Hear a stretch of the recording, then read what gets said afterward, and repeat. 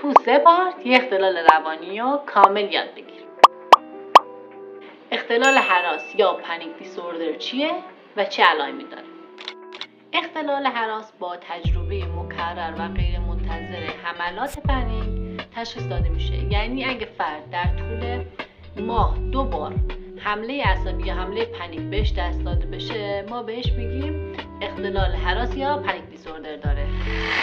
حالا این حمله ها چیه؟ فکر کنین توی یه مغازه دارین خرید میکنین و یهو احساس سنگی قفسه سینه، تنگی نفس، تپش قلب، حالت تب و سرگیجه، این حالت‌ها یهو در عرض چند دقیقه میاد سراغتون و نگرانی و اضطراب شما خیلی اوج میگیره و توی چند دقیقه هم این حمله ازتون میگذره.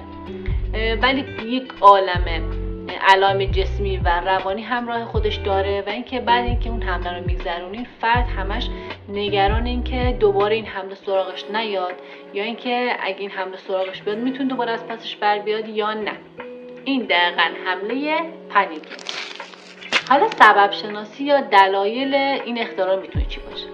خارج از اون بحث ژنتیکی که کلا اضطراب یک بیماری ژنتیکی میتونه باشه، اینه که یه استرس شدید رو فرد تحمل کنه، مثل زمان جنگ یا مثل دوره کرونا خیلی ها همین حمله پنیک بهشون دست میداد، یا فقدان ناگهانی یک عزیز میتونه باعث اختلال هراس بشه.